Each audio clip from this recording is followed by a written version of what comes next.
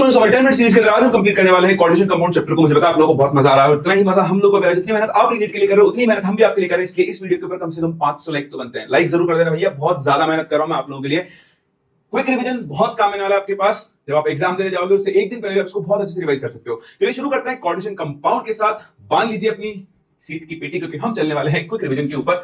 ये coordination compounds आपके इस तरह से रिप्रेजेंट करते हैं। ये आपका जो बॉक्स बना है उसको हम कोऑर्डिनेशन स्फीयर बोलते हैं, जहां या फिर आप इसे कोऑर्डिनेशन एंटिटी भी बोलते हो, जहां पर जो आपका सेंट्रल मेटल आयन या फिर सेंट्रल मेटल एटम होता है वो लिगेंड्स के साथ कोऑर्डिनेट बॉन्ड के थ्रू बॉन्डेड होता है। यहां पर आपका central metal atom Lewis acid की तरह और लिगेंड जो है लुईस बेस की तरह काम करता है और दोनों के बीच में कोऑर्डिनेट बॉन्ड बनता है। ये जो आपको नंबर दिख रहा है इसका कोऑर्डिनेशन नंबर कहते हैं, या फिर आप वर्नर्स कोऑर्डिनेशन थ्योरी के ऊपर चले जाओ तो इसे हम इसकी सेकेंडरी वैलेंसी भी कहते हैं, जो कि नॉन आयनाइजेबल होती है, डायरेक्शनल होती है और नॉन आयनाइजेबल होती है, क्योंकि कोवेलेंट बॉन्ड है। कोवेलेंट बॉन्ड हमेशा डायरेक्शनल होता है। अगर आप यहां जाओ तो इसका ऑक्सीडेशन नंबर कहते हैं, या फिर वर्नर्स कोऑर्डिनेशन थ्योरी के हिसाब से हम इसे इसकी प्राइमरी वैलेंसी कहते हैं, जो कि आयनाइजेबल होती है और नॉन डायरेक्शनल होती है। कैसे होती है? नॉन डायरेक्शनल, क्योंकि आयनिक बॉन्ड है। चलिए सेंट्रल मेटल कौन होते हैं? जो कि बेसिकली इनके पास वेकेंट डेरिवेटिव होना चाहिए, इनका हाई जेड इफेक्टिव होना चाहिए और इनका साइज रिलेटिवली क्या होना चाहिए? छोटा होना चाहिए। चलिए ये जो है ये आयनाइजेशन स्फीयर का पार्ट है, आयनाइजेबल वैलेंसी है, काउंटर आयन भी आप इसे बोल सकते हो, ठीक है, और मेजरली कंट्रीब्यूट करती है टुवर्ड्स प्राइमरी वैलेंसी और ऑक्सीडेशन नंबर। चलिए इसके बाद चलते हैं यहां से आगे और चीजों की बात करते हैं। लिगेंड्स के टाइप, तो चार्ज के बेसिस पर आप लिगेंड्स को तीन कैटेगरी में डिवाइड करते हो, आपके सामने लिखी हुई है और ये कुछ के एग्जांपल हैं। रटने की जरूरत नहीं है, पर थोड़ा बहुत ध्यान रखें। ये है NO+ जिसे बोलते हैं नाइट्रोसोनियम या फिर नाइट्रोसीलियम, और एक होता है NO जिसे बोलते हैं नाइट्रोसिल। ये न्यूट्रल है, वो पॉजिटिव चार्ज है। ये 3 इलेक्ट्रॉन डोनर है, एक कम कर दो वो 2 इलेक्ट्रॉन डोनर है। चलिए नेगेटिव चार्ज लिगेंड्स के नाम लिखते हैं, आपको ध्यान रखना है कि लास्ट में जो ई आता है उसे हम O से रिप्लेस करते हैं। क्लोराइड को बोलते हैं क्लोरिडो, ब्रोमाइड को बोलते हैं ब्रोमिडो, ऑक्सीलेट को बोलते हैं ऑक्सीलेटो। नाम आपके सामने लिखे हुए हैं, ये जो बॉक्स बने हुए हैं सब इंपॉर्टेंट है, आई होप आपने पढ़ा हुआ होगा। और आप देख सकते हैं CA- NC- OC- NCU- इन सबको हम लोग एम्पीडेंटेड लिगेंड के नाम से जानते हैं, जो कि आपके सामने आगे आने वाले हैं। चलिए बहुत ही बढ़िया, आगे चलते हैं कुछ एग्जांपल है।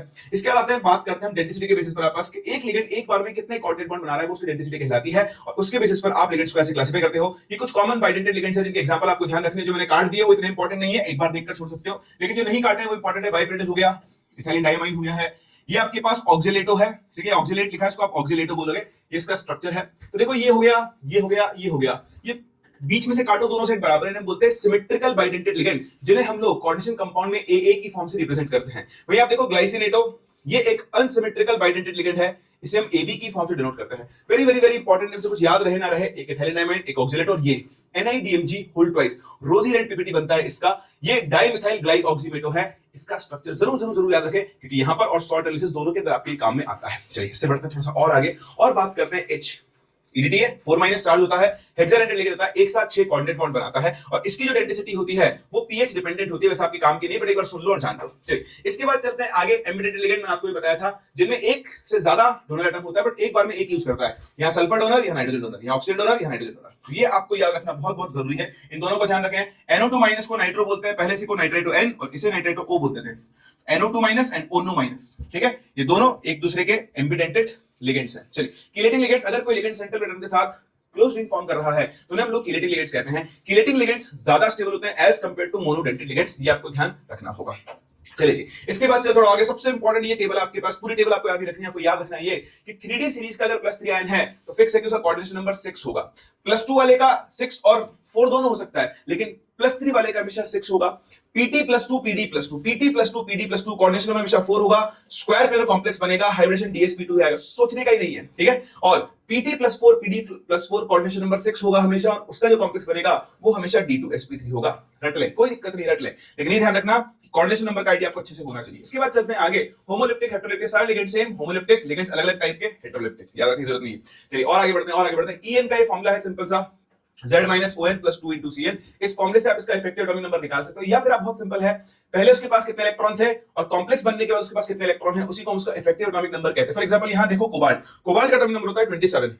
कोबाल्ट के ऊपर +3 चार्ज आया, 3 इलेक्ट्रॉन गए, प्लस एक NH3 ने 2 इलेक्ट्रॉन दिए तो 6 NH3 मिलकर 12 इलेक्ट्रॉन दिए होंगे। आप यहां से इसका EN निकाल सकते हो, फॉर्मूला वहीं से आया है। चलिए इंपॉर्टेंट चीज होती है सिडविक का EN रूल, जो कहता है कि एक कॉम्प्लेक्स अगर अगली नोबल गैस के बराबर इलेक्ट्रॉनिक कॉन्फिगरेशन अटेन कर ले तो वो रिलेटिवली क्या हो जाता है, ज्यादा स्टेबल हो जाता है।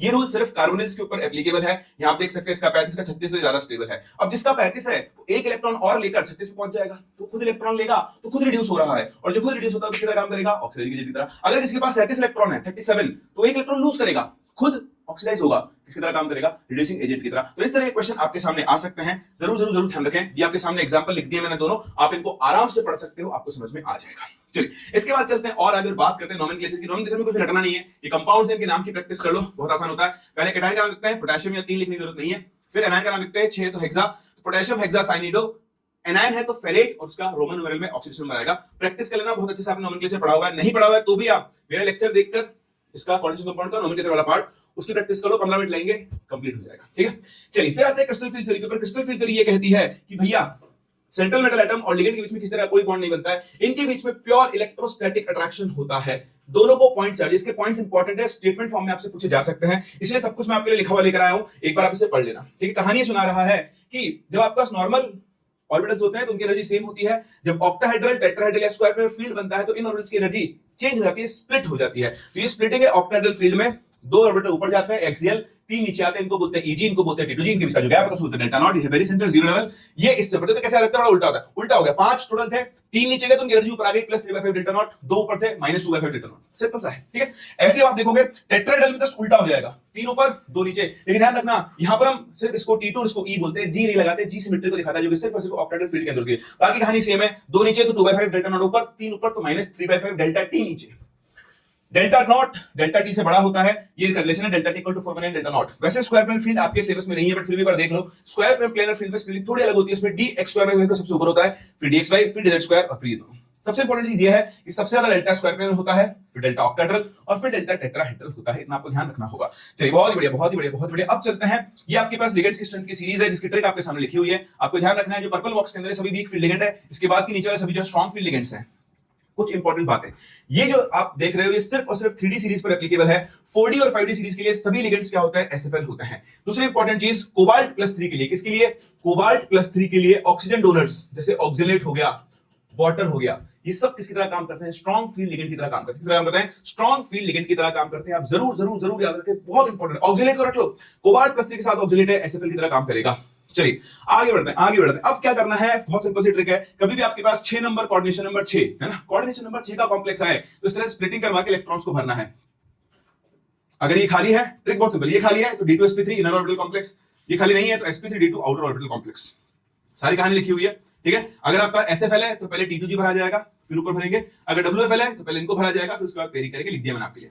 ठीक है ना, चलिए आगे बढ़ते, आगे बढ़ते। बहुत ही बढ़िया, मजा आ रहा है ना, मजा आ रहा है। देखिए ये एग्जांपल भर के दिखा रहा हूं आपको। D4WFL 1 2 3 4, ये खाली नहीं है ना तो sp3d2। SFL 1 2 3 4, ये खाली है, D2sp3, कुछ नहीं करना। अब देखो अनपेड इलेक्ट्रॉन है, पैरामैग्नेटिक है, पैरामैग्नेटिक नहीं होते तो डायमैग्नेटिक। यहां देखो सारे अनपेड है, हाई स्पिन, यहां पे कुछ पेयर हो गए लो स्पिन। D5 D5, WFL 5 खाली है, नहीं sp3d2 खाली है, हां D2sp3, पैरामैग्नेटिक पैरामैग्नेटिक, लो स्पिन हाई स्पिन, सॉरी उल्टा बोल गया, हाई स्पिन लो स्पिन। चलते हैं, देखो कुछ नहीं देखो, D6 क्या है, WFL 1 2 3 4 5 6, SFL 1 2 3 4 5 6 खाली है, हां D2sp3, इनर ऑर्बिटल कॉम्प्लेक्स, लो स्पिन, sp3d2 हाई स्पिन, खत्म। कुछ याद नहीं रखना, भरो चलो। लेकिन याद रखना कि कोऑर्डिनेशन नंबर 6 है तो आपको स्प्लिटिंग के थ्रू ही इलेक्ट्रॉन्स को भरना है। ओके ओके ओके, आगे चलो आगे चलो आगे चलो। ये आपके लिए एग्जांपल है, देखो इतने सारे सितारे लगा दिए। क्यों, कोबाल्ट +3 के लिए ऑक्सिलेट किस तरह काम करता है, स्ट्रॉन्ग फील्ड लिगेंड की तरह। कोबाल्ट होता है 3d7 +3 में आ जाएगा D6, D6 SFL भरो, ऐसे भरा जाएगा, खाली है D2sp3 IOC लो स्पिन कॉम्प्लेक्स। चलिए चलिए बहुत ही बढ़िया। फिर आ जाता है पास कोऑर्डिनेशन नंबर 4। कोऑर्डिनेशन नंबर 4 में ये ट्रिक आपको लिखी, इसको रट लो, सोचना नहीं, यहां स्प्लिटिंग नहीं करवानी है, सिंपल सा ट्रिक फॉलो करना है। ट्रिक क्या, अगर SFL है तो पहले पेयरिंग होगी, WFL है तो पेयरिंग नहीं होगी, बात खत्म। तो देखो ये तो रट लेना दोनों एग्जांपल। तो मोस्ट आस्क्ड मोस्ट यूज्ड 1 2 एक और आएगा भी बताऊंगा। तो देखो Na+2 D8 होता है वीक फील्ड लिगेंड, तो 1 2 3 4 5 6 7 8 ऐसे बनेंगे। अब ये खाली नहीं है, 4 ऑर्बिटल चाहिए तो sp3 होगा। ये देखो +2 है D8, लेकिन इस पास स्ट्रॉन्ग फील्ड लिगेंड है, 1 2 3 4 5 6 7 8, ये खाली है तो dsp2। तो आप इसको रट लें, काम की चीज है। सबसे ज्यादा पूछा जाता है D8 SFL WFL सेम आएगा, कोऑर्डिनेशन नंबर 6 है, हाइब्रिडेशन बनेगा sp3d2।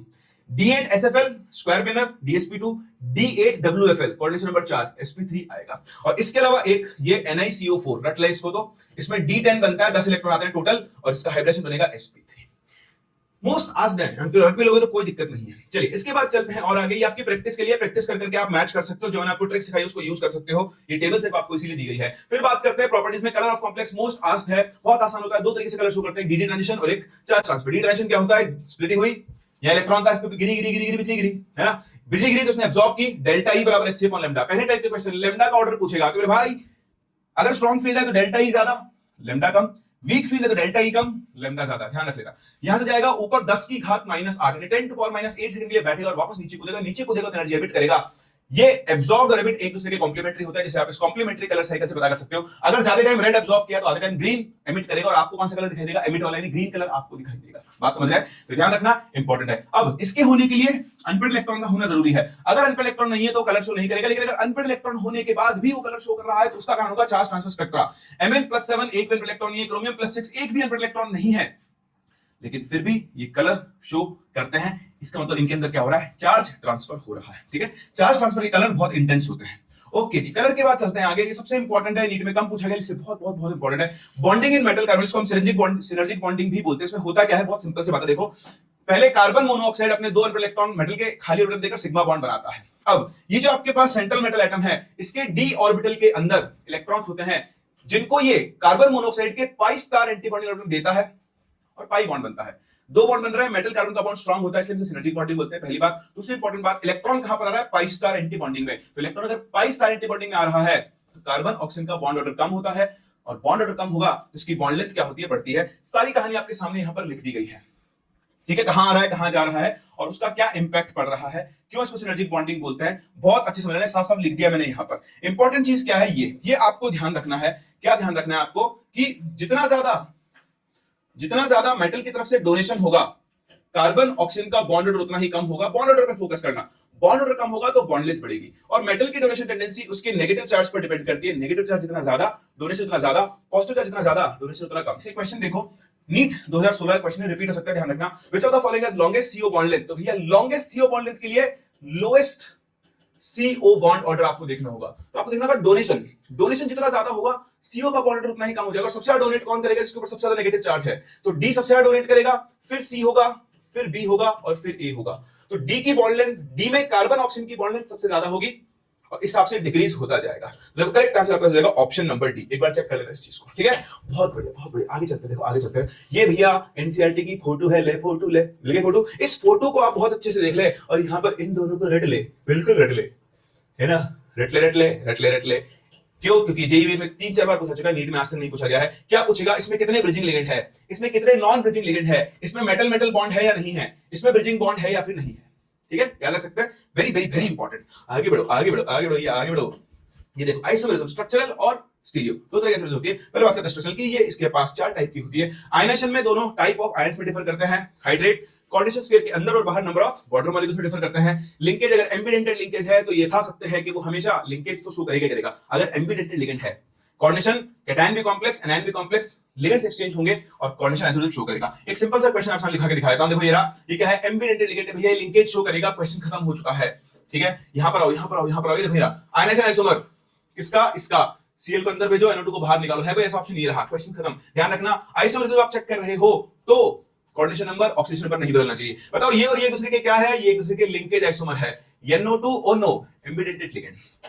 चलिए ये देखो, एक और चीज समझ लो, यहां से पहचान सकते हो कौन कौन क्या कर सकता है। देखो एम्बिडेंटेड लिगेंड है, लिंकेज शो कर सकता है। यहां नहीं है, यहां ये अंदर जाएगा बाहर आएगा, आयनाइजेशन शो कर सकता है। ये दोनों कोऑर्डिनेशन, पानी अंदर पानी बाहर, सॉल्वेंट या फिर हाइड्रेट। क्वेश्चन खत्म हो चुका है। आंसर आप सामने निकाल सकते हो। पी का हो गया सेकंड, ये हो गया थर्ड, ये हो गया फोर्थ, और हो गया second third fourth first, second third fourth first, second third fourth first. ये रहा सही है। बस इस तरह से इनकी प्रैक्टिस करनी है और कुछ भी नहीं करना है। फिर आते हैं देखो स्टीरियो आइसोमेरिज्म के ऊपर। तो स्टीरियो के 2 टाइप होते हैं, ज्योमेट्रिकल होता है और एक ऑप्टिकल होता है। ये ध्यान रखना। ऑप्टिकल आइसोमेरिज्म के लिए हम लोग चेक करेंगे सिमेट्री। सिमेट्री है तो ऑप्टिकली रिएक्टिव होगा, सिमेट्री नहीं है तो ऑप्टिकली एक्टिव होगा। ठीक है, चलिए पढ़ते हैं बहुत बढ़िया। कोऑर्डिनेशन नंबर 6 की बात करते हैं। कम से कम 2 ग्रुप डिफरेंट होने चाहिए जीआई शो करने के लिए। तो देखिए इसके दोनों B same side, cis opposite side trans.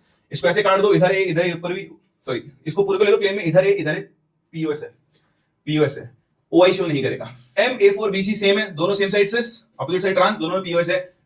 Symmetry देखनी है, प्लेन ऑफ सिमेट्री देखना है बस। MA3B3 को रट ले इसको। तो फेशियल मेरिडियनल 2 आइसोमर शो करता है। अगर तीनों सेम ग्रुप फेस के लॉन्ग है तो फेशियल आइसोमर बोलते हैं, और इस प्लेन में मेरिडियनल प्लेन से हमारा आइसोमर बोलते हैं। इसमें भी पीओएस है, इसमें पीओएस है। जीआई शो करेगा, ओआई शो नहीं करेगा। रट लो, MA3B3 जीआई शो करेगा, ओआई शो नहीं करेगा। फिर देखो आते हैं पास कुछ कॉम्प्लेक्सेस लाइक दिस, ये भी रट लें। MAA होल थ्राइस, तीनों ligand symmetrical bidentate, GI show नहीं करेगा, ओआई शो करेगा, एक ऑप्टिकल आइसोमर बनेगा मिरर इमेज। ठीक है। Ma होल ट्वाइस B2, इनका सिस हमेशा ऑप्टिकली एक्टिव होगा, ट्रांस ऑप्टिकली इनएक्टिव होगा। तो देखो इसका सिस फॉर्म है ऑप्टिकली एक्टिव, ट्रांस में प्लेन ऑफ सिमेट्री है, ऑप्टिकली क्या होगा, इनएक्टिव होगा। ऐसे MAB3 बनता है आपके पास। अच्छा ये है, सारे ग्रुप डिफरेंट होगा, ये याद रखें। 15 ज्योमेट्रिक आइसोमर बनेंगे, उनकी 15 मिरर इमेज बनेगी, टोटल 30 स्टीरियो आइसोमर्स आपके पास बनते हैं। ठीक है जी, तो ये बात आपको याद रखनी है, सब कुछ लिख दिया आपके सामने। Very very very important. Ma3B3 है फैक्मर, no why, Ma3 no GI but OI, MAB whole thrice GI OI दोनों शो करता है। AB यहां पर अनसिमेट्रिकल बाइडेंटेड लिगेंड है, बस ये बॉक्स आप रट जाना इसके अंदर। चलिए फिर आता है क्वेश्चन नंबर 4 में, टेट्राहेड्रल कॉम्प्लेक्स GI शो नहीं कर सकता, सारी क्वेश्चन सेम होती है। OI शो कर सकता है अगर चारों अटैच ग्रुप डिफरेंट है, इसका कुछ भी याद नहीं रखना है। Question number 4, square planar complex अगर आपके पास है तो स्क्वायर प्लेनर एक प्लेन में होता है, OI शो नहीं करेगा, सिर्फ और सिर्फ GI शो कर सकता है। उसमें तीन केस आपको ध्यान रखने हैं, दो ग्रुप डिफरेंट होने चाहिए, दोनों सेम साइड सिस, दोनों अपोजिट ट्रांस। MABCD के 3 ज्योमेट्रिकल आइसोमर्स होते हैं, इससे ज्यादा और कुछ याद रखने की जरूरत नहीं है, ये इंपॉर्टेंट है। OI ये शो नहीं करता है। उसके बाद इनके यूजेस और एप्लीकेशंस हैं जो आपको ध्यान रखने एनसीईआरटी में दिए हुए हैं, या बायोलॉजी के अंदर भी पढ़ते हो, आपको बहुत अच्छे से याद है। इसमें इंपॉर्टेंट क्या है मैं आपको बताता हूं, जो आपको याद नहीं होगा। एक तो ये है ना कि मेटलर्जी के अंदर ये काम में आते हैं, सिल्वर गोल्ड निकल, सिल्वर और गोल्ड के एक्सट्रैक्शन में और निकल के प्योरिफिकेशन में, ध्यान रखना, पूछ सकता है, छोटी सी बात है। और तीसरी इंपॉर्टेंस अगर मैं आप लोगों को बताऊं तो भाई साहब आप ना ये वाला पॉइंट रट जाए, ये आपके बहुत बहुत बहुत काम में आ सकता है। ठीक है लाला, विल्किंसन कैटलिस्ट का एग्जांपल याद रख लेना, कहां काम में आता है ये CODF के जो रिमूव है डेस्फोरोक्सिम B और D पेनिसिलामीन, ये बहुत बहुत बहुत इंपॉर्टेंट है, दवाई का नाम है, आपके वैसे भी काम है। तो इसी के साथ साथ आपका चैप्टर कोऑर्डिनेशन कंपाउंड खत्म होता है। आई होप आप लोगों को मजा आ रहा होगा। वीडियो को लाइक करना बिल्कुल ना भूले, मैंने आपके लिए नॉर्मली के सबसे इंपॉर्टेंट चैप्टर्स कंप्लीट करवा दिए हैं। Thank you.